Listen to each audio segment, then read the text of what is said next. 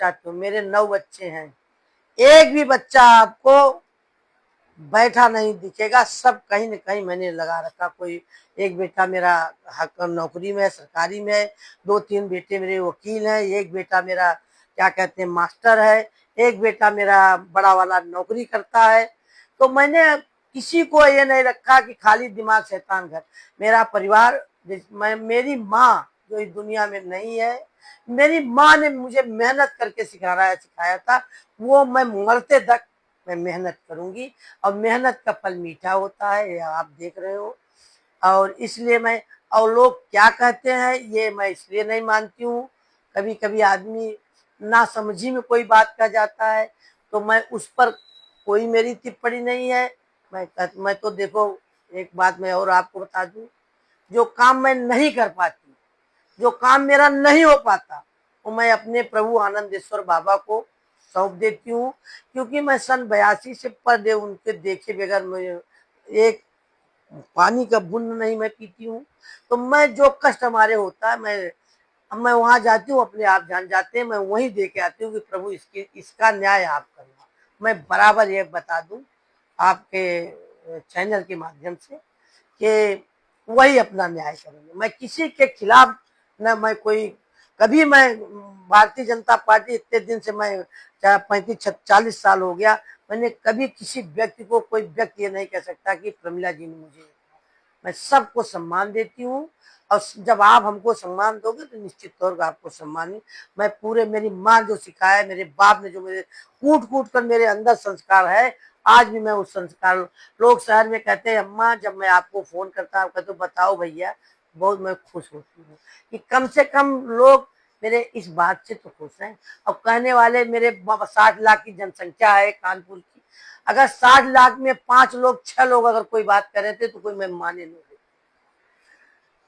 एक पिछले कार्यकाल में आपके द्वारा कराए गए कानपुर महानगर के कुछ ऐसे कार्य जिनको आप महसूस करके गर्व की अनुभूति देखिए, होती है? पिछले बार हमने एक प्रमिला सभागार बनाया, जी।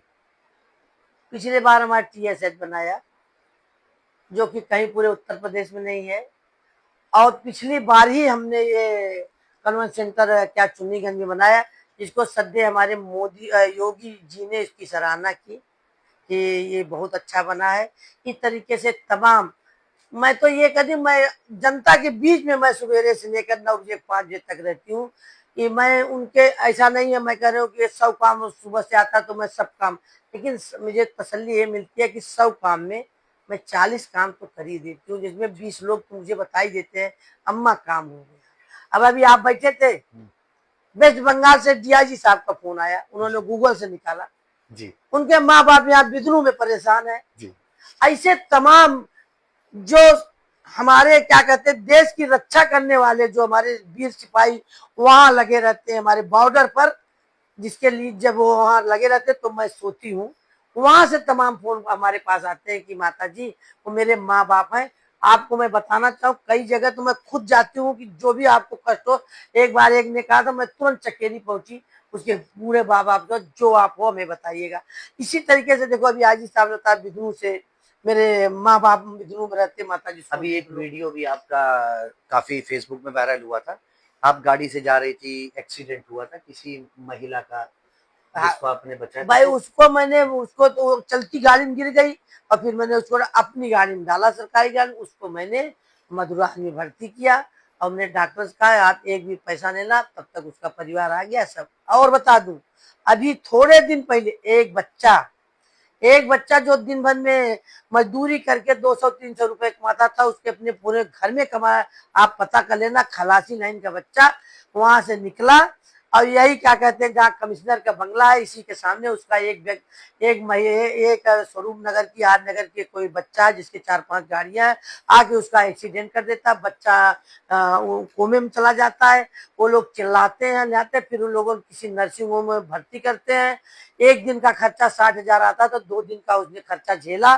फिर जब वो भाग गई तो बच्चा कोमा में था। उस बच्चे को मैं ले जा करके खुद मैं अपनी गाड़ी से ले जाके अब प्रिंसिपल से कह करके मैंने उसको हाईलैंड भर्ती कराया। 1.5 महीने के बाद वो बच्चा आज की तारीख में थोड़ी थोड़ी आँख भी खोलने लगा, काम करने लगा। तो मुझे ऐसा लगता है कि मैंने एक काम किया, तो मैं ये सब काम मैं अपने आत्मा को एकदम शुद्ध करने के लिए करती हूँ। ये तो मेरा दायित्व है, मैं कहीं जाती हूँ, कोई लड़ रहा मैं रुक जाऊं, कोई गिर गया मैं उठा के ले जाऊं। एक बात मैं और आपको बताना चाहूंगी। मैं जब पार्षद थी, एक मैं यहाँ से परमठ से आ रही थी, और ये एक मोहम्मदम का लड़का था, और वो उसकी उन जमानों में उसकी मोटरसाइकिल थी, कम से कम हमारे ख्याल से 20-25 लाख की मोटरसाइकिल बाहर की।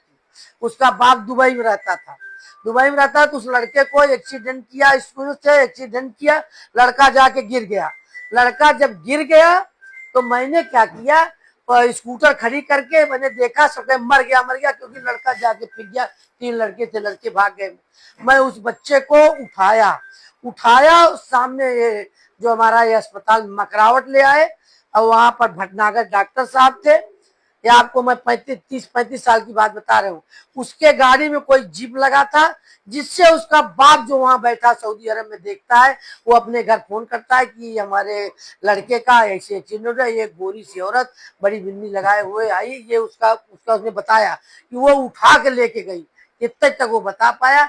अब आपसे बता दूं, डॉक्टर ने कहा कि इनकी 1 लाख की सुई लगेगी, अगर मरना होगा मरेंगे, जीना होगा। ये किस सन की बात है? ये सन की बात है, आपको बताते हैं, ये 97-98 की बात है। सन 97 में एज अ कॉर्पोरेटर। हाँ, फिर सुनिए आप, 5 मिनट के अंदर। लेकिन अब आप मेरा जिगरा देखिए, 1 रुपया मेरे पास नहीं था, क्योंकि मैं परमठ जाती हूँ, एक चौनी लेके नहीं जाती हूँ, सिर्फ बाबा के यहाँ जाती हूँ। हमने कहा आप लगाइए इनको सुई 1 लाख की।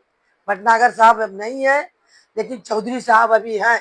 अगर आप इसको ओके करना चाहे तो आप चौधरी साहब का जाकर के बयान ले लीजिएगा। फिर उस 5 मिनट के अंदर, क्योंकि वो जो पोत लड़का था वो टेनरी वालों का लड़का था, 5 मिनट के अंदर उन जवानों की कम से कम 20 गाड़ियां वहां आ गई, और वो बच्चा बच गया। तब मुझे पता चला कि मोहम्मद का लड़का है, लेकिन बच्चा बच गया। फिर उसका फोन आता है, उसके बाप का उसके बाप का फोन आता है कि आपने मेरे बच्चे को बचाया, मैं आपको कुछ लाना चाहती हूँ। हमने कहा कुछ मत लाना, क्योंकि मेरी बेटी खुदवा रहती है, तो सब हमें किसी चीज की जरूरत नहीं है। अगर आप ये कह करके मुझे शर्मिंदा न करिए कि मैंने आपके बच्चा, लेकिन उसका कारण आप समझिए। मेरे बीच वाले बेटे का दिल्ली में उस एक्सीडेंट हुआ, उसके ऊपर से 3 सवारी बैठी हुई, ऑटो निकल गई, मेरे बेटे को कुछ नहीं हुआ। मैं तो वो महिला हूँ कि मैं हर चीज पर विश्वास करती हूँ। मेरा बेटे को कुछ भी नहीं हुआ, वो बच गया। तो जब आप प्यार करोगे, न्याय करोगे, तो आपके साथ भी न्याय होगा। निश्चित ही ये बात सत्य है कि जब आप किसी की मदद करते हो तो ऊपर वाला उस मदद को देखते हुए कहीं ना कहीं आपकी भी मदद करता है।